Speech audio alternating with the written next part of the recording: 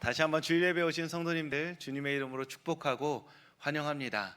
하나님께서 우리 인생 가운데 하실 말씀이 있으셔서 우리를 이 자리 가운데 부르시고 말씀하실 줄 믿습니다. 그러니까 하나님의 말씀을 기대하며 이 자리 가운데 하나님의 은혜를 갈망하고 갈구하는 성도님들 되시길 소망합니다. 우리는 사도행전을 통해서 초대교회의 이야기들을 살펴보고 있습니다. 초대교회 하면 어떤 모습들이 떠오르시나요? 저는 목회자다 보니까 베드로가 이렇게 사람이 많은 곳에서 용기 있게 하나님의 말씀을 선포하는 장면이 초대교회 하면 가장 먼저 떠오르는 장면이기도 합니다. 아마 어떤 분들은 뜨겁게 기도하는 모습이 생각나실 것이고, 또 어떤 분들은 모이기를 힘쓰며 함께 교제하고 있는 초대교회도 떠오르실 거라 생각이 듭니다. 우리가 몇 주간 살펴본 초대교회는 이상적이라 할 만한 교회였습니다. 오순절 성령 강림 사건이 있었고, 그 중심에서 베드로가 주 예수 그리스도를 담대하게 선포하였고, 그 선포를 듣고 모여든 많은 사람들이 자기의 소유를 자기 것으로 여기지 않고 가난한 사람들에게 나누어 주는 교회, 아마 이런 교회는 그 이후로도 손에 꼽히게 보기 어려운 그런 교회처럼 보이고 있습니다. 그래서 초대교회는 오래도록 돌아가고 싶은 교회들 중에 하나였습니다. 교회가 어려울 때, 힘들 때 우리가 돌아가자라고 말하면 언제나 초대교회를 떠올렸던 것이죠. 하지만 에덴 동산의 뱀의 유혹이 도사리고 있었던 것처럼 초대교회도 결코 쉬운 일만 있었던 것은 아닙니다. 어려움과 유혹이 도사리고 있었던 것이죠. 사도행전 5장은 초대교회가 겪었던 어려움들을 크게 두 가지로 보여주고 있습니다. 첫째는 본격적으로 박해가 시작되었던 것이죠. 하나님의 말씀을 선포하며 주 예수 그리스도를 높이고 있던 베드로와 사도들을 감옥에 가두기 시작합니다. 이유는 없습니다. 선동죄 같은 것으로 왜 대체 십자가에 달려 죽은 예수를 그렇게 너희의 주와 그리스도라 선포하느냐라는 명목으로 감옥에 가둬둔 것이죠. 주의 사자는 밤중에 베드로와 사도들을 그 감옥문에서 풀려나게 하셔서 광장에서 다시 그 복음의 말씀을 전하게 하십니다. 감옥에 갇혔지만 하나님의 기적적인 도움으로 말미암아 다시 복음을 선포하는 삶을 시작할 수 있었던 것이죠. 두 번째 어려움은 아나니아와 삽비라 같은 위선을 견뎌야 했습니다. 선하고 아름다운 열매가 드러나자 그 선하고 아름다운 열매를 대가 없이 누리고자 하는 이들이 생겨납니다. 아나니아와 삽비라는 사람들의 인정을 받고자 위선을 취하였고 하나님께서 내리신 심판을 감당하게 되었습니다. 이상적으로 보였던 초대교회도 외부의 박해와 내부의 위선과 싸우고 있었던 것입니다. 초대교회 안에 있었던 성령의 능력, 그리고 급진적인 순종은 모든 문제를 해결하는 맞는 키가 아니라 모든 문제를 견디고 이겨나가게 하고자 하셨던 하나님의 은혜의 선물이었던 것입니다. 사랑하는 성도 여러분, 세상은 여전히 우리의 믿음을 흔들고자 합니다. 우리 마음에 있는 위선은 우리의 마음을 무너뜨리고 유혹하고 있습니다. 주님께서 부서질 듯 약해진 우리에게 성령의 능력과 순종의 용기를 더하여 주실 줄 믿습니다. 약함을 부끄러워하지 않고 약해졌기에 주님을 의지하고자 나온 성도님들의 삶에 하나님의 은혜와 위로가 함께 하시기를 주님의 이름으로 축복합니다. 오늘 본문에서는 초대교회가 직면한 세 번째 새로운 문제가 부각됩니다. 바로 분열인 것이죠. 초대교회에 분열의 씨앗이 뿌려지고 있었습니다. 사도행전 6장 1절의 말씀을 우리 한 목소리로 읽겠습니다. 그때 제자가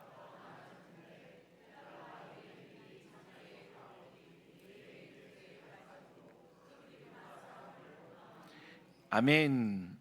초대교회에 뿌려진 분열의 씨앗은 그때에 뿌려졌습니다. 그때는 언젠가요?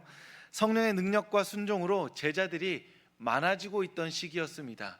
우리 교회가 정말 역사 안에서 역대급 성장과 영광의 시작을 맛보고 있을 때 그때 분열의 씨앗이 싹을 틔우고 있었던 것입니다. 그렇다면 이 갈등의 씨앗을 뿌리고 열매 맺게 한 헬라파와 히브리파 사람들은 어떤 사람들이었을까요? 히브리파 사람들은 오래도록 이스라엘 또는 예루살렘의 터를 잡고 살아온 정통 유대인, 토박이 유대인이라고 말할 수 있겠습니다. 이들은 일평생 율법을 지키며 살아왔고 율법을 지킬 수 없는 상황을 마주해 본 적 없는 사람들이었습니다. 왜냐하면 예루살렘과 이스라엘의 산이 그 나라에서 당연히 하나님의 말씀을 지키기 어렵지 않았을 것이고 자신의 마음의 순종만을 지키면서 살아왔던 사람들이었던 것이죠. 그런데 이곳에 헬라파 유대인들이 찾아옵니다. 이들은 외국에서 떨어져 생활을 하다가 각자만의 계기로 다시 이스라엘과 예루살렘에 들어와 살아가게 된 유대인들이었습니다. 교포 출신 유대인이라고 생각하시면 조금 쉬울 것 같습니다. 히브리파 사람들이나 그리고 헬라파 사람들이나 모두가 다 같은 언어를 썼습니다. 즉 유대 땅에 살고 있던 사람들은 다 아람어를 썼기 때문에 자신들이 지금 어떤 언어를 쓰느냐로 히브리파, 헬라파를 나누었던 것은 아니었습니다. 삶의 배경과 문화의 차이로 인해서 일평생 이스라엘과 예루살렘 땅에서 율법을 흐트러짐 없이 지키고 있던 히브리파 사람들, 그리고 외국 땅에 살면서 그 삶의 문화와 배경들을 몸에 익히고 그 안에서 나름의 방식으로 율법을 지키고자 했던 사람들이 긴장과 갈등 가운데 초대교회 안에 한 몸을 이루고 있었던 것입니다.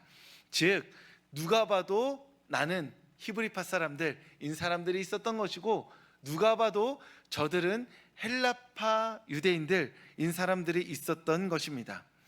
초대교회가 히브리파와 헬라파로 나뉘어진 것까지는 우리 모두가 다 납득할 만한 일이죠. 왜냐하면 서로 너무 다른 사람들이 모여 있기 때문에 그 사이에서 아무리 융화되고 하나되려 해도 결국에는 그 결정적 차이를 넘어서기가 어려웠기 때문인 것입니다. 하지만 헬라파 과부들이 매일의 구제에 빠진 것은 이해하기 어려운 처사입니다. 왜냐하면 교회가 지금 나누어 주고 있던 그 구제에 쓰여지는 물품들, 그리고 그 물품을 구매하기 위해 걷어들인 돈은 성도들이 자신의 소유를 자기 것으로 여기지 않고 자신의 재산을 모두 사도의 발 앞에 놓였던 그 재물이기 때문입니다. 이게 만약 교회가 어떤 사업을 통해서 벌어들인 수익이라고 한다면 그 돈을 씀에 있어서 누수가 나는 것을 아주 조금은 이해할 수 있겠지만 지금 초대교회 안에 들어오고 있는 이 재물은 어떤 한 사람이 자신이 평생 모아들인 재산을 성령 충만하여서 교회에 내어놓은 것입니다. 그러니 이것을 사용함에 있어서 하나님의 거룩하심 앞에 두렵고 떨림을 가져야 하는 것이 당연한 일이었습니다. 심지어 아나니아와 삽비라가 거짓말을 하다가 죽음까지 맞이하게 됐으니 매일의 구제를 모두에게 나누어 주는 것, 이것은 어쩌면 하나님과 초대교회 안에 그 하나님의 거룩하심 앞에서 두렵고 떨리는 일로 가장 거룩하게 행해져야 할 예배의 다른 모습이기도 했던 것이죠. 그런데 한두 명 빠진 것이 아니라 빠진 사람들을 유심히 살펴보니 헬라파 과부들만 매일의 구제에서 빠지게 된 것입니다. 성경은 왜 이런 일이 일어났는지 구체적으로 언급하지 않고 있습니다. 하지만 중요한 것은 헬라파 과부들이 우리만 지금 못 받고 있다라고 말할 만큼 일정하게 그 구제에서 배제되고 있는 상황이 초대교회 안에 일어나고 있었던 것입니다. 추측해 보건대 히브리파 제자들이 헬라파 과부들에게 매일의 구제를 나누어 주는 것을 어쩌면 의도적으로 나눠주지 않았을 수 있는 것이고, 비의도적이라고 한다면 나누어 줄 사람들이 너무 많아서 우선적으로 히브리파 제자들이 히브리파 과부들만 챙기다가 결국 헬라파 과부들까지 그 매일의 구제가 닿지 않았던 것으로 추정할 수 있습니다. 중요한 것은 무엇이냐 하면 의도적이었든 비의도적이었든 외부에서 들어온 헬라파 과부들이 하나님께서 맡기신 그 구제의 물품들을 받지 못했다라는 것입니다. 초대교회는 성령의 능력과 순종의 결단이 날마다 새롭게 일어나는 곳이기도 하였지만 지역 감정이라는 지난한 문제로 신음하고 있는 지극히 인간적인 공동체이기도 했다는 것이죠. 설마 이런 문제가 있다고? 그렇게 성령 충만하여서 자신의 재산을 아낌없이 교회에 드리는 사람들이 매일매일마다 있고 그 간증거리로 교회가 넘쳐나고 있는데 설마 헬라파 과부들이 그 매일의 구제에서 빠지고 있다고? 우리 입장에서는 도저히 상상할 수 없는 이 문제가 초대교회 안에는 있었던 것입니다. 우리는 다시 한번 기억해야 합니다. 문제가 없는 삶은 없습니다. 문제 없는 공동체는 결코 없습니다. 문제는 어디에나 어느 인생에나 반드시 있게 마련입니다. 하나님께서 세상을 창조하실 때 어둠 가운데 빛이 있으라 말씀하셨죠. 어둠이 없는 상태가 아니라 어둠이라는 도화지 위에 빛으로 채색을 시작하셨던 것입니다. 우리는 짙은 어둠과 같은 세상의 문제들에 늘 당혹스러워하면서 하나님이 통치하시는데 왜 세상이 이렇게 어둡습니까? 죄와 악이 가득합니까? 묻곤 하지만 성경은 하나님께서 그 어둠 가운데 빛이 되라고 우리를 부르셨다 말씀하십니다. 예수님은 제자들에게 너희는 세상의 빛이라 말씀하셨죠. 세상이 어둠이지만 너희만큼은 빛이 되어서 하나님의 영광을 비추라 라고 말씀하신 것입니다. 그러니 우리가 생각해야 할 것은, 중요한 것은 문제가 아니라는 겁니다. 왜냐하면 문제는 기본값이기 때문이죠. 문제를 다루는 과정과 결과로서 우리는 하나님의 백성인지 아닌지가 드러나게 된다는 것입니다. 초대교회의 문제는 당연히 있죠. 중요한 건 그 문제를 어떠한 방식으로 다루고 어떠한 결과를 도출해내느냐, 그것이 바로 초대교회가 성령 충만한 공동체냐 그렇지 않느냐를 판가름한다는 것입니다. 그런 의미에서 초대교회는 문제를 다루는 과정과 결과에 있어서 매우 모범적인 본을 보여주었습니다. 우리 사도행전 6장 2절부터 4절까지의 말씀 우리 한 목소리로 읽겠습니다. 12사도가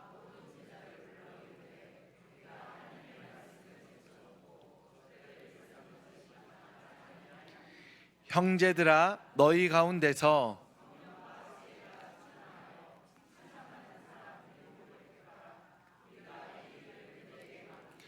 우리는 오로지 기도하는 일과 말씀 사역에 힘쓰리라 하니 아멘. 초대교회가 문제가 생겼을 때 그 해결했던 방식은, 첫째, 성령 충만한 사도들이 그 책임을 자신의 책임이라고 인정했다는 것입니다. 히브리파 유대인들로 인해서 헬라파 과부들의 원망이 교회 안에 샘솟게 됩니다. 그래서 교회 어디를 가도 이 이야기들이 넘쳐나게 됩니다. 누구를 만나도 나 못 받았어. 지금 히브리파 과부들은 다 받았는데 나 못 받았거든. 근데 내가 물어보니까 헬라파 과부들 다 못 받은 상태야. 이거 봐. 교회라는 곳이, 성령 충만하다는 곳이, 그 사람들이 모였다는 곳이 일처리를 이렇게 하고 있어. 이거 교회 아니야. 이거 교회라고 인정할 수 없어 라고 말하면서 그 안에 원망이 가득 들끓게 되겠죠. 그리고 들끓은 원망을 분명 히브리파 제자들도 들었을 겁니다. 그런데 문제는 해결되지 않았죠. 그럼에도 불구하고 이 모든 상황을 파악한 사도들이 원망에 주목하지 않았습니다. 어떤 사람들이 원망을 퍼뜨렸는지, 그리고 이 원망의 원인을 제공한 히브리파 제자들이 누군지 묻지 않았습니다. 사도들은 원망의 근본 원인을 자신들이 영적 사역을 균형 있게 배분하지 못했노라고 순순히 인정합니다. 그리고 그 책임을 받아들이죠. 이 책임을 자신들이 받아들이는 것으로부터 문제를 해결해 나가기 시작합니다. 사도들은 아나니아와 삽비라 앞에서 무섭게 꾸짖어서 그들의 죽음의 심판을 내린 사람들이었습니다. 예루살렘의 권력자들 앞에서 미동도 없이 주 예수 그리스도를 선포했던 용맹한 사자와 같은 사람들이었습니다. 그럼에도 불구하고 교회 안에 문제가 생겼을 때에는 순한 양과 같이 모든 책임을 자신들이 인정하는 모습을 보여줍니다. 문제는 어디에나 있습니다. 그 문제를 지적하고 파헤치는 사람들 어디에나 있습니다. 다른 사람의 문제를 지적하는 것은 자신의 권위와 위치를 확인해주는 묘한 쾌감을 건네주는 아주 특별한 죄입니다. 그래서 우리 중에 누군가가 문제를 지적하기 시작한다면 그 문제를 지적하는 사람은 묘한 마음으로 즐거움을 느끼게 됩니다. 왜요? 내가 문제를 지적할 만큼 똑똑하고, 내가 문제를 지적할 만큼 권위가 있고, 내가 문제를 지적하는 만큼 이 문제와는 따로 떨어진, 책임지지 않아도 되는 사람이라고 여겨지기 때문입니다. 저도 왕년에는 한 손가락질 하는 사람이었습니다. 신학 공부 조금 시작하고 믿음 좀 가졌다 생각이 들어서 세상 만사 다 손가락질 하면서 이제 나쁜 말을 많이 하는 사람이었던 것이죠. 숭실대학교 학과에 처음 들어갔을 때 그런 일들 참 많았습니다. 제가 예수전도단이라는 선교단체에 들어가고 거기에서 막 매주 예배드리면서 주님, 제가 반드시 순교하는 삶을 살겠습니다 라고 말하며 주님과 같이 30대를 넘기지 않게 하여 주시옵소서라고 예배드릴 때 성령 충만 딱 받고 나서 기독교 학과에 와서 보면은 이제 제가 보고 있던 선배들이 다 하나같이 좀 못나 보이는 거예요. 그분들도 열심히 살고 하나님을 사랑해서 지금도 참 친하게 지내는데 그때는 그랬습니다. 제가 먼저 성령 받은 것 같고, 저만 성령 받은 것 같고, 제가 모든 문제 해결을 아는 것 같아서 그렇게 손가락질하면서 살아왔었습니다. 아마 이 자리에서 문제를 지적해 보시고 또 어떤 문제에 대해서 꿰뚫는 통찰력으로 몇 가지 말을 보태본 분들이라면 아실 겁니다. 문제를 지적하면 묘한 쾌감이 있습니다. 내가 조금 더 나은 사람이 된 것 같은 묘한 기분이 듭니다. 그래서 문제를 지적하는 사람은 정말 많습니다. 그리고 심지어 문제를 잘 지적하는 사람도 진짜 많습니다. 그런데 어떤 사람이 없냐면 문제를 자기 십자가로 짊어지는 사람이 없습니다. 왜냐하면 십자가를 지는 삶에는 문제를 지적할 때 느끼는 쾌감이 없기 때문입니다. 무한한 책임감 그리고 답답함만 있기 때문입니다. 침묵하며 묵묵히 문제를 감당하는 것은 결코 즐거운 일일 수 없기 때문입니다. 제가 앞서 말씀드렸듯 숭실대 기독교학과에서 재학하면서 우리 숭실대 기독교학과에 예배가 없다고, 은혜가 없다고, 성령 충만이 없다고 막 손가락질 하다가 가장 친한 회장 형님한테 낚여서 숭실대 기독교학과 예배 찬양 인도자로 2년 동안 하루도 빠지지 않고 월요일날 예배 인도를 한 기억이 있습니다. 진짜 힘들었습니다. 예배가 없는 곳에서 손가락질 하다가 그럼 네가 예배 인도해 해가지고 예배팀을 꾸려서 인도하면 세상이 완전히 달라 보이죠. 그때부터 어떻게 생각이 드냐면 왜 안 오는 거야? 네, 제가 인도하니까요. 왜 대체 안 오는 거야? 이런 마음이 들기 시작한다는 것이죠. 예배가 없어서 성령 충만하지 않아서 어떤 문제가 있어서 여기는 그런 문제가 있어라고 말하는 거 세상 쉽습니다. 그러면 성령 충만하기 위해서 내가 기도하면 되죠. 내가 말씀 보면 됩니다. 내가 사랑하면 되고요. 내가 모임의 조직을 꾸리면 됩니다. 저녁 7시에 매일 나와서 함께 기도하자고, 성령이 우리 가운데 임할 때까지 우리의 시간과 마음을 드리자고 먼저 앞장서서 맨 앞자리에 나오면 되는 것이죠. 하지만 은혜가 없다고 말하는 사람은 많지만 은혜를 기다리는 사람은 많지 않은 것이 현실인 것입니다. 성령 충만한 사도들은 문제를 책임지고자 하는 용기 있는 사람들이었습니다. 그들이 사도였기 때문에 그럴 수 있었던 것이 아니라 성령 충만하기 때문에 그렇게 행동할 수 있었던 것입니다. 성령 충만은 기적적인 능력의 방출이 아닙니다. 성령 충만은 자기 십자가를 기꺼이 지게 만드는 순종의 영이면서 나뉘어진 마음을 하나로 모으게 하는 하나님의 영입니다. 그래서 성령 충만한 사람은 십자가 지기를 기뻐하고, 그리고 십자가 지기를 기뻐하는 성령 충만한 사람으로 말미암아 그 공동체가 하나님의 은혜를 누리는 공동체가 되는 것입니다. 하나님께서 이 자리에 모인 우리 모두에게 성령 충만의 은혜를 더해 주시기를 소망합니다. 형제, 자매와 공동체의 십자가를 기꺼이 짊어지면서 공동체를 위해 기도하고 하나님의 은혜의 통로가 되기로 기꺼이 헌신하고 수고하는 오늘 이 예배 자리에 나온 성도님들 되시길 주님의 이름으로 축복합니다.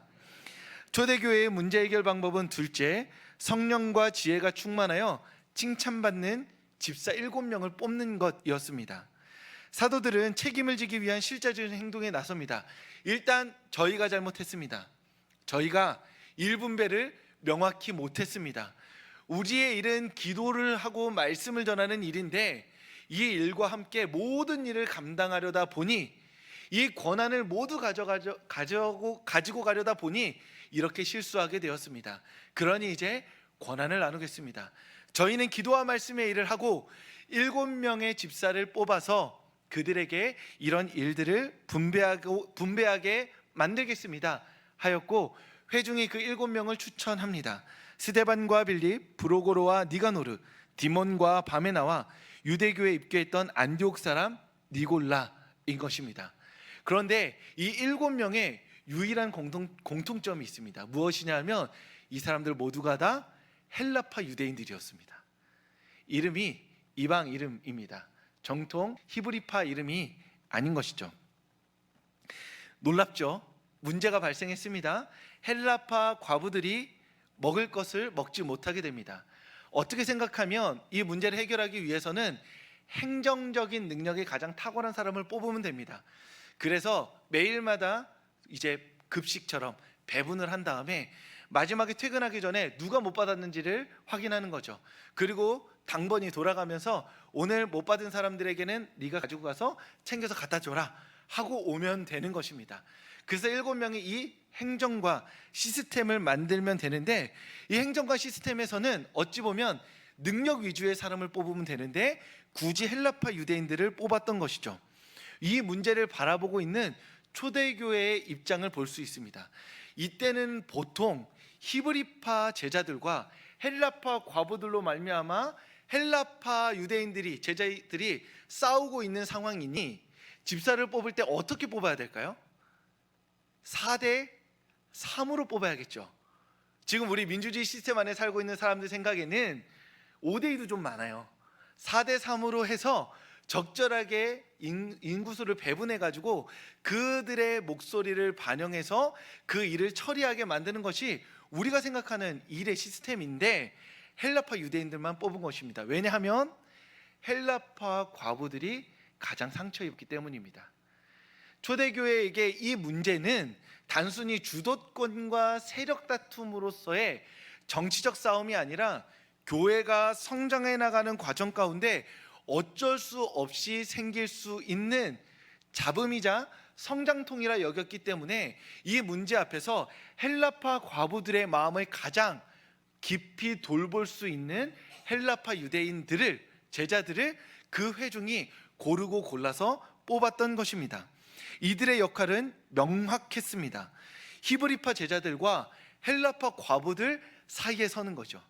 이 7명은 엑셀을 만들어서 사람들에게 음식을 더 잘 나눠주는 일 뿐만이 아니라 더 중요한 일, 지금 이 교회 안에 있는 분열의 씨앗, 히브리파 제자들과 헬라파 과부들이 만들어 놓은 원망과 상처와 완악한 마음, 그 삶의 한 자리에 7명이 들어도록 부름 받은 것입니다.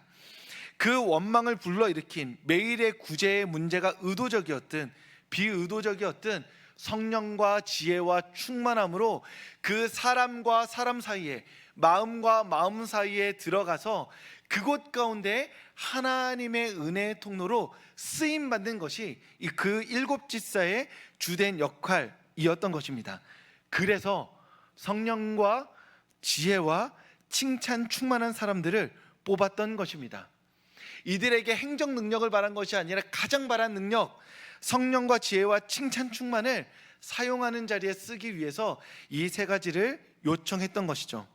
그들이 쓰임 받아야 할 자리가 어디인가요?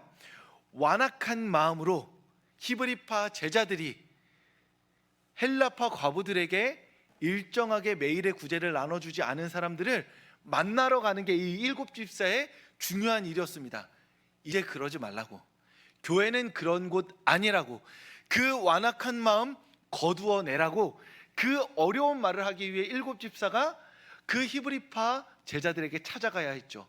여러분, 싫은 사람에게 좋은 말 하러 갈 때 성령 충만이 필요한 겁니다. 싫은 사람에게 싫은 소리 하는 거 너무 쉽죠. 그냥 내 마음에 있는 싫은 말 잘 준비했다가 속 시원하게 사이다로 말을 꽂으면 됩니다.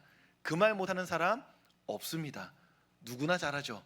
그런데 그 말하고 싶지 않아서 그래도 끝까지 이 관계 안에서 당신을 존중하고 당신을 하나님의 형상으로 마주하기 위해서 우리가 한 공동체로 부름받아 하나의 식구, 하나의 한 몸으로 여전히 계속해서 살아가기 위해서 그 사람을 하나님의 형상으로 바라보며 하나님의 선한 말을 하기 위해서는 우리에게 성령 충만이 필요한 것이죠. 일곱 집사가 이제까지 헬라파 과부들에게 음식을 나눠주지 않았던 그 사람 마주 앞에 나가서 왜 그랬느냐고, 이제 그러지 말자고 할 때 그 마음에 성령 충만이 필요했기에 일곱 집사의 기준으로 성령 충만이 필요했던 것입니다. 게다가 이 사람들이 완악한 마음과 상처 입은 사람들 사이에서 말과 행동을 취해야 하는데, 혹시나 까딱 잘못하면 너 저 사람 편드는 거야? 의도하지 않았어도 너 지금 나한테 그 말하는 의도가 뭐야? 지금 한번 해보자는 거야? 지금 날 위로하러 온 거야? 아니면 상처 주자고 온 거야? 대체 일을 왜 이런 식으로 하는 거야? 네가 무슨 권한이 있길래 나를 찾아와서 이 문제를 해결하겠다고 말을 꺼내는 거야? 라고 양측에서 말을 꺼내겠죠. 그때 필요한 것은 지혜로운 태도인 것입니다. 그 사이에서 누구도 상처 주지 않고 하나님이 모아주신 우리 교회가, 이 초대교회가 하나님의 은혜 가운데 함께 나아가야 합니다. 당신이 상처 입은 것 압니다. 당신의 완악한 마음 압니다. 하지만 하나님께서 이것을 기뻐하지 않습니다 라는 말로 서로를 설득하고 한 가족 되게 하기 위해서는 당연히 지혜가 필요했겠죠. 그래서 지혜를 기준으로 삼았던 것입니다. 그리고 양측의 갈등의 당사자를 모두 만나서 말이라도 붙이려면 그 사람이 호감인 사람이어야겠죠. 평소에 누가 봐도 저 사람 좋은 사람이어야 하는 겁니다. 내가 평소에 싫어했던 사람이라고 할지라도, 나는 개인적으로 싫어도 우리 교회에서 칭찬받고 있는 사람이라면 마음에 어떤 마음이 있냐면, 내가 너 평소에 싫었지만 그래도 교회 안에서 네가 선한 사람이고 옳은 사람인 거 내가 막연히 알고 있으니 너의 중재를 받아줄게, 너의 말을 한번 귀 기울여 들어볼게 할 수 있는 것입니다. 그래서 일곱 집사를 뽑은 것입니다. 사람의 마음과 마음 사이에 서라고, 마음과 마음 사이의 그 틈과 골짜기에 깊이 담겨진 원망의 자리를 감당하라고 일곱 집사를 뽑은 것이죠. 성령 충만, 지혜 충만, 칭찬 충만이 그래서 필요했던 것입니다. 문제를 해결하는 방법 아주 쉽습니다. 행정적으로 처리하면 됩니다. 편의적으로 진행하면 됩니다. 자신이 가진 권한을 가지고 그냥 말하면 됩니다. 목사인 제가 가장 편하게 일을 하는 방식은 주보에 쓰는 겁니다. 이해되세요? 네, 교사로 임명하겠습니다라고 주보에 딱 쓰고, 혹시나 이렇게 막 말이 많으면 가만히 기다리고 있다가 설교 시간에 주님께 순종하지 않으면 천국의 집이 반지하로 내려가게 됩니다. 여러분, 지금 이 생에서 60평 살고 천국에 지금 60평이었는데 오늘 담임 목사 욕하는 순간 반지하로 바뀌었습니다. 거기에도 비가 오고 비가 오면 물이 찹니다. 이런 식으로 말도 안 되는 소리를 할 수 있습니다. 그러면 이렇게 얼마나 제가 편하겠어요? 이렇게. 하지만 그런 식으로 우리가 자신이 권한을 가지고 있다고 믿고 이 권한을 함부로 써도 된다고 생각하고, 그래서 이 권한은 어떠한 방식으로든 그 사람의 마음과 상관없이 그냥 일괄적으로 여기서 폭격을 쏟아내듯이 파파파파파 쏘면 일이 된다고 여겨집니다. 진다는 것이죠. 하지만 사람의 마음이 그런가요? 정말 그래도 되는 건가요? 우리가 세상에서 이익을 추구하는 회사가 아니라 교회인데, 성령 하나님께서 우리를 돌보시고 계신 교회인데 정말 그렇게 해야만 하는 건가요? 그래서 주님께서는 7집사를 뽑으시고 성령과 지혜와 칭찬 충만한 사람들을 부르신 것입니다. 틈에 서라고, 그 마음에 다가가라고, 그 마음을 어루만지고 돌보라고, 그렇게 교회가 왜 교회인지를 보여주라고 그렇게 7집사를 세우셨던 것입니다. 사랑하는 성도 여러분, 주님께서 한 사람을 찾고 계십니다. 주님께서 하나님의 사람들을 부르고 계십니다. 그 사람들은 서로의 사이에, 공동체의 사이에, 그 마음의 틈과 골짜기에 서서 성령과 지혜와 칭찬 충만으로 서로의 마음을 돌보기를 원하는 그 한 사람을 주님께서 부르고 계시고 찾고 계십니다.